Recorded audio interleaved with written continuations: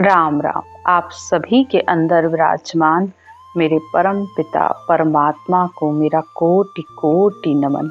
हमारा सदगुरु सुखराम जी महाराज के ग्रंथ में सुख विलास का ग्रंथ चल रहा है। सदगुरुदेव इस आत्मा के लिए बता रहे हैं कि इस आत्मा का हमेशा सुख में कैसे विलास कर सकती है। इस सुरगुण के शरीर से निर्गुण ब्रह्म की प्राप्ति करके ये आत्मा हमेशा सुख में विलास कर सकती है, यानी हमेशा सुख में रह सकती है। और वो भी जीते जी, मरने की बात नहीं की जा रही है। मरने के बाद तो उसके लिए वो आनंद ब्रह्म है ही। अगर उसने अपने जीवन को इस भक्ति योग में लगाया है, इस निर्गुण ब्रह्म की प्राप्ति में लगाया है, तो फिर उसके लिए तो फिर आनंद है ही है हमेशा मरने के बाद। लेकिन जीते जी भी आत्मा सुख में विलास कर सकती है। ये सारी ज्ञान चर्चा सदगुरुदेव इस बात की बता रहे हैं कि मैंने पूरी यात्रा की है, यानी कंठ कमल से लेकर अमर लोक जाने तक की जो यात्रा सदगुरुदेव ने की है, और उन्होंने कैसे कैसे सुख अनुभव किए हैं, कैसा कैसा आनंद अनुभव किया है, वो सारी यात्रा का वर्णन इसमें कर रहे हैं कि इस तरह चलने पर इस आत्मा को ऐसे आनंद की अनुभूति होती है। सबसे पहले उन्होंने कंठ कमल, फिर हृदय, फिर मध्य, फिर नाभि, फिर उसके बाद ब्रह्म कमल, फिर गुदाद्वार यानी मूलाद्वार, और फिर मूलाद्वार से पलट कर वो आत्मा पिच्छम की तरफ आई है। तो आगे के 6 चक्र उसने सहजता से पार किए, और नाभि पर जब शब्द आया तो आत्मा ने चेतन होकर भक्ति की, तो उसके कर्मों पर भी रोक लग गई। अब उसके बुरे कर्म पीछे धीरे धीरे उस आत्मा ने छोड़ने शुरू कर दिए, और वो ब्रह्म की के साथ आगे बढ़ने लगी, यानी इस सच शब्द के साथ। आगे तो उसे आसानी से पार कर लिया। अब जब वो पिच्छम की तरफ चढ़ी तो वहां थोड़ी उसे कठिनाई हुई।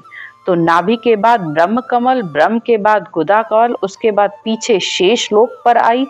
तो आज पीछे की सारे बंक नाल की आस की ज्ञान चर्चा सतगुरुदेव कर रहे हैं कि नाभि के बाद जब वो पीछे की तरफ पलटी तो उल्टी गंग पयाल सू जाए लगी आसमान, धरनी गिगन बिच एक लिव उग्या इंद्र बाण। उल्टी गंग का मतलब होता है कि शब्द, यहाँ गंग शब्द को कहा गया है कि पहले शब्द पाताल में गया और फिर पीछे उलटकर ऊपर की तरफ चढ़ा। तो पाताल से गंगा उलटकर ऊपर चढ़ी और फिर जाए लगी आसमान, यानी पीछे बंकनाल के सबको पार करती हुई मेरुदंड को भी पार करके वो ऊपर गिगन मंडल पर चढ़ गया ये शब्द। फिर धरनी गिगन बिच एक लिव, यानी धरती से लेकर गिगन तक, यानी इस शरीर, पूरे शरीर में इसने इस शब्द धुन का अनुभव किया। वो बज तो धुन रही है इस सिर के ऊपर, लेकिन उसका अनुभव इस आत्मा इस उठती बैठती श्वास में लिव लगाकर जो रटना कर रही है, और फिर उसके शरीर का जो कंपन हो रहा है, जो अनुभव हो रहे हैं, वो सब नीचे शरीर में उनका अनुभव कर रही है। उग्या इंद्र बाण, इंद्र कहा जाता है या इंद्रियों को, भाण मतलब सूर्य, यानी सत्शब्द के साथ अब ये इंद्रियां भी जुड़ गई हैं। जो पहले इंद्रियां कभी खाने में, देखने में, सुनने में, स्वाद में, जो चारों तरफ इसकी बिखरी रहती थी, वो सब अब इस सुरत के साथ इस शब्द के ध्यान में लग गई हैं। और जब इंद्रियां सत्शब्द के साथ जुड़ जाती हैं तो पूरे शरीर में आनंद आता है, पूरा शरीर हिलता रहता है। ऊपर गगन मंडल में वो धुन बजती रहती है और नीचे इंद्रियां नाचती रहती हैं, उसका आनंद लेती रहती हैं, रोम रोम में उस ररंकार की धुन का अनुभव करती हैं। ररंकार की घोर सो छिक गया स्वर्ग 21, सुरत नटनी बरता चढ़ी देख रया जगदीश। ररंकार की धुन भी 4 तरीके की होती है, एक लिखने में, एक बोलने में, एक प्रकट होती है, और एक निराधार गगन मंडल में। तो एक जो लिखने में आती है वो ज्ञान है, जो बोलने में है वो राम की राम राम बोलना है, और जो प्रकट होता है वो सच शब्द है, और एक निराधार है, यानी कि बिना रटना के भी वो निराधार, वो अखंड धुन बजती रहती है और आत्मा नीचे उसका आनंद लेती है। मन, बुद्धि, चित्त सब उसका आनंद लेते हैं। पूरा शरीर जैसे झूले में हिलता है ना, उस तरीके से वो हिलता रहता है। सुरत नटनी बढ़ता चढ़ी। अब सुरत रूपी नटनी जब ऊपर चढ़ी, यानी इस सत शब्द के साथ ऊपर चढ़ी, तो वो नीचे देख रही है कि पूरा संसार कैसे माया में फंसा हुआ है। सब उसे समझ में आ रहा है और उस संसार के, यानी राम जी की बनाई हुई उस माया रूपी संसार को वो देखती रहती है और उस ब्रह्म के भी दर्शन करती रहती है। ये है जगदीश को देखना, कि हर समय जगदीश के साथ चढ़ने से उसे माया और ब्रह्म की इसकी छटनी हो गई। माया का देश मेरुदंड पर छूट गया और ये सब उसे साफ दिखता है। मीर माए थक्या ममंकारा, आगे चला शब्द ररंकारा। मेर कहते हैं मेरुदंड पर, यानी माया का देश पीछे मेरुदंड पर छूट गया और आगे चला शब्द ररंकारा। और आज ये जो शब्द है वो आत्मा को साथ लेकर इस मेरुदंड को भी पार करके, यानी जो पीछे कहा था ना, पगा तल दिया, पांचों पकड़ पगा तल दिया, यानी पांचों विषयों को छोड़कर ये आत्मा सत शब्द के साथ सिर के ऊपर होकर इस त्रिकुटी पर आ गई। यानी काल के घेरे से भी ये मुक्त हो गई, काल को भी जीत कर अब ये सिर के ऊपर से होकर त्रिकुटी पर ये आत्मा आ गई। फिर आगे कहते हैं, अर्ध उर्ध मिल्या शशि सूरा, शादी बटी बाजे है तूरा। सतगुरुदेव कहते हैं कि अब आगे का मैंने क्या अनुभव किया। अर्ध उर्ध यानी इस उठते बैठते श्वास में भजन करने पर पीछे मेरुदंड में मैंने देखा कि ईड़ा, पिंगला, सुखमणा ये तीनों नदियां चली। बाएं कान की तरफ से ईड़ा, दाएं कान की तरफ से पिंगला, यानी कि राइट साइड से पिंगला, लेफ्ट साइड से ईड़ा और बीच में से सुखमणा, ये तीनों धाराएं निकलकर आकर त्रिकुटी में मिली। और फिर जैसे शादी होती है तो बटे बधाई, यानी जैसे बधाइयां बटती हैं, ढोल बजा नगाड़े बजते हैं, मैंने ऐसा अनुभव किया। यानी ये जो नाद बजते हैं जब ईड़ा पिंगला का इस दाएं और बाएं कान से होकर आती हैं, तो वहां पर अनेकों तरीके के नाद होते हैं जो इस साधक को साधना करने में सुनाई देते हैं। अब बहुत से साधक तो क्या होते हैं कि इन नादों को सुनकर ही खुश हो जाते हैं और त्रिकुटी में ध्यान समाधि लगाकर बैठ जाते हैं। क्योंकि ज्यादा करके बहुत से लोग ऐसे होते हैं जब उन्हें नीचे शब्द की समझ नहीं आती है, लेकिन त्रिकुटी पर आकर होती है उनको शब्द की समझ, तो उसको सुनने में वो आत्मा इतनी खुश हो जाती है, उसे लगता है कि अब मेरी स्थिति पूर्ण हो गई, तो वो उसको नाद में सुनने में ही उसकी त्राटक समाधि लग जाती है और वो घंटों घंटों बस उसी समाधि अवस्था में बैठे रहते हैं और उन्हें लगता है कि अब हमें चलने की जरूरत नहीं है, अब हमें रटना करने की जरूरत नहीं है, और वो ध्यान समाधि में बैठे रहते हैं। लेकिन सद्गुरुदेव कहते हैं कि अभी यहाँ रुकना नहीं है, अभी इस आत्मा की मन की दौड़ खत्म नहीं हुई है, इससे तो अभी उसे और आगे जाना है। इससे आगे 3 ब्रह्म के देश, उसके 13 लोग, चिदानंद ब्रह्म, शिव ब्रह्म, पार ब्रह्म, इन सब को पार करना है। अभी तो 4 समाधियां लगनी बाकी हैं, वो ब्रह्म का देश तो अभी इससे और आगे है, जिसके लिए सद्गुरुदेव कहते हैं, चिदानंद चेतन परे अखे धाम सुन होए, सो साहिब सुख राम कहे घटे बने नहीं कोई। यानी चिदानंद से ऊपर, यानी इस त्रिकोटि से ऊपर, नवतत्व लिंग शरीर, 3 ताप, इन सब से आगे वो परमात्मा का देश है जो अखे धाम है, जो न कभी घटता है न बढ़ता है। यानी वो परमात्मा का देश संतों के लिए, वहां पर संतों की काया अमर दिव्य काया है, वो एक सरीसा है। तो हे आत्मा, इस ध्यान समाधि को ही शून्य समाधि, सत्ता समाधि समझकर नहीं बैठ जाना है, वो तो अभी और आगे लगेंगी। ब्रह्मांड में ब्रह्म समाधि लगेगी, 12वें कवल पर तुम्हारी इक्खर समाधि लगेगी, केवल पद में केवल की समाधि लगती है, सत्ता समाधि लगती है, फिर शून्य समाधि लगती है। इतनी समाधियां अभी बाकी हैं और इन सब देशों का तुम्हें अनुभव करना है, उसके बाद वो परमात्मा का देश है। आगे सद्गुरुदेव कहते हैं, सुखदेव चढ़िया त्रिकुटी छाजे, ता पर घोर अनाहद बाजे।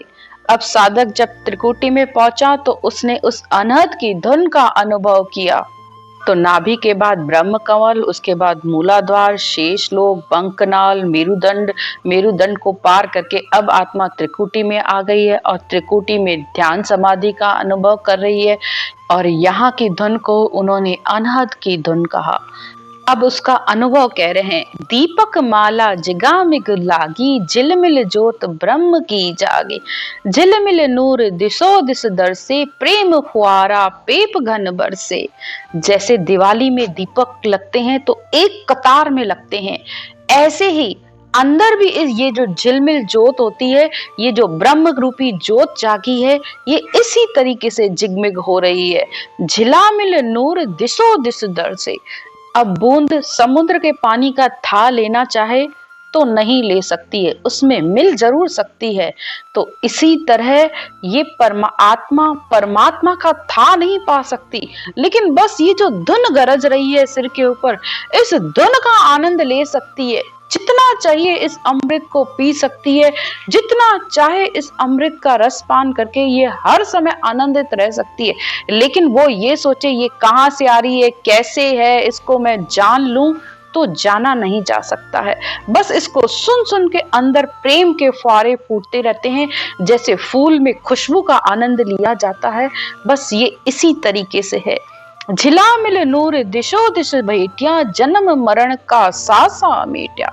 अब आत्मा ने जब इस सारे शरीर में इस धुन का अनुभव किया तो इस आत्मा के जन्म मरण का दुख भी मिट गया। ईड़ा पिंगला सेज सवारे, प्राण पुरुष जहाँ महल पधारे, सुखमन भरे अगम का प्याला, पीवत अवधू रहे मतवाला। अवधू कहते हैं मन को। अब मन भी इस आत्मा के साथ मिलकर इस धुन का आनंद ले रहा है। वो इधर उधर नहीं भटक रहा है, अब वो इसके साथ लगा हुआ है। और ईड़ा पिंगला सुखमना तीनों ही धाराएं एक साथ मिलकर इस शब्द धुन का आनंद लेती हैं। प्राण पुरुष जहाँ महल पधारे, प्राण यानी ये श्वासें, पुरुष यानी ये सत्शब्द। आत्मा अब इस सत्शब्द रूपी पुरुष को आने पर उसका अगुवाई करती है, यानी हर समय आत्मा के अंदर तड़प बनी रहती है कि बस मैं इस शब्द रूपी धुन के साथ रहूं। उसको एक पल भी इसको छोड़ने का मन नहीं करता है। प्रेम प्याला पावे पीवे, अमर संत जुगे जुग जीवे। प्रेम से हर समय भजन करती है, हर समय उसकी लिव इस सत्शब्द के साथ लगी रहती है। वो खुद भी इस अमृत को पीती है और दूसरों को भी सुनाती है। ऐसे संत परम पद की प्राप्ति करने के बाद कभी जन्म मरण में नहीं आते हैं। आगे सतगुरुदेव कहते हैं, सदा सुहागण सुंदर नारी, अर्ध नाम सु लागी यारी।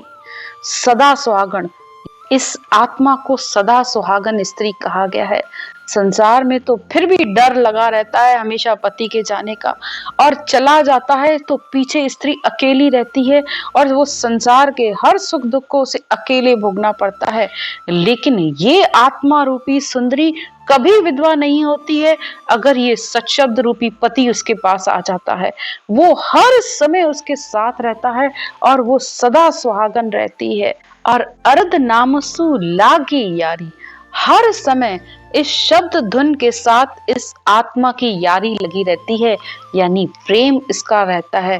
दिन ब दिन इसका प्रेम बढ़ता रहता है। सुखमण घटा अमीरस बूटा, बरसे हीर हंस बहु लूटा। सुखमणा में उसका भजन होता रहता है, अंदर में वो अमीरस, वो अमृत हर समय बरसता रहता है और आत्मा ऐसे अमृत रूपी हीरे हर समय लूटती रहती है। सुखमण सीर खीर बहु पीठा, तीनों ताप बुझा अंगीठा।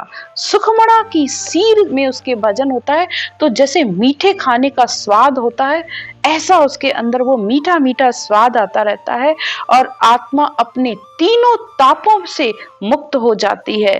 अधिदेव, अभिभूत, अध्यात्म, इन तीनों तापों से वो उस आत्मा का छुटकारा हो जाता है।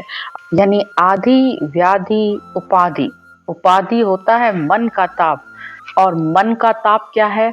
हर समय संकल्प विकल्प, अच्छा बुरा, अशुभ कार्य, अशुभ विचार, हर समय संसार में वो डोलता रहता है, लगता ही नहीं है कभी एक जगह। अभी एक पल में उसे कुछ चाहिए तो दूसरे पल में उससे कुछ चाहिए होता है। हर समय उसकी इच्छाएं ताकतवर उसे बनाती रहती हैं। तो ये है मन का ताप। दूसरा है व्याधि यानी शरीर का ताप, कोई ना कोई बीमारी लगे रहना। और तीसरा है आधि यानी कि इस आत्मा का ताप। और आत्मा का ताप क्या है कि वो हर समय इस जन्म मरण के चक्कर में आती रहती है। आत्मा पुरानी रहती है लेकिन हर बार उसे शरीर बदलना पड़ता है और इस जन्म मरण का 84 का चक्कर ही काटती रहती है, जब तक कि उसे सच्चा ज्ञान न मिल जाए, केवल ज्ञान न मिल जाए, तब तक इस आत्मा का जन्म मरण से छुटकारा नहीं होता है।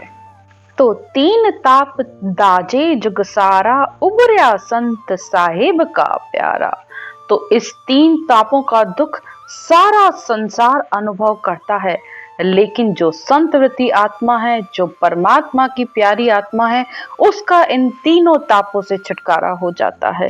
भव सागर बिच अमृत वेरी, साध सिंगी मच पावे सेरी। सदगुरुदेव कहते हैं कि जैसे संसार में समुद्र होता है ना, उसमें एक सिंगी मच्छ होता है। तो सिंगी मिर्च समुद्र का पानी नहीं पीता है, लेकिन उस समुद्र के बीच में एक मीठी सीर आती है पानी की, वो उसे पानी पीती है, तो उससे उसकी प्यास बुझती है। तो ऐसे ही संसार के भव सागर में रहते हुए भी ये आत्मा जो मीठी सीर आ रही है, जो सुखमा की सीर में वो भजन कर रही है, इस शब्द के का अनुभव कर रही है, ये है मीठी सीर कहना। तो आत्मा इस सिंगी मच्छ की तरह भव सागर में रहते हुए उस परमात्मा के आनंद में डूबी रहती है, हर समय इस शब्द धुन का आनंद लेती रहती है। तो संसार के तीनों तापों से उसका छुटकारा हो जाता है। आज की चर्चा यहीं तक। राम राम। सिमरन की विधि। सिमरन करने का तरीका बहुत ही सरल है। सबसे पहले आप अपनी इस श्वास को समझिए। हमारी नाभि से जब हम श्वास को ऊपर की तरफ ले जाते हैं, यानी नाभि से गहरा सांस लिया और वो नाक तक गया और फिर वापस उसे नीचे छोड़ा तो वो नाभि में गया, यानी ये श्वास अंदर गोल माला की तरह हमारे अंदर घूमता है। थोड़ा सा आप इस श्वास को देखने की कोशिश करिए।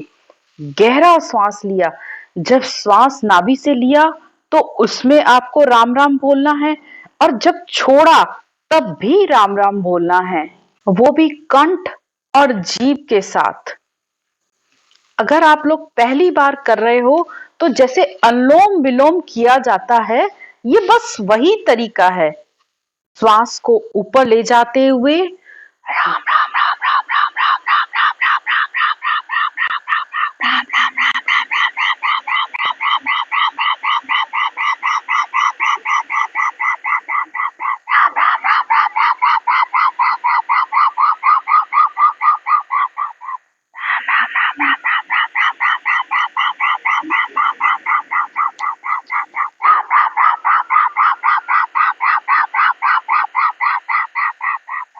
श्वास को देखते हुए आपको सिमरन करना है।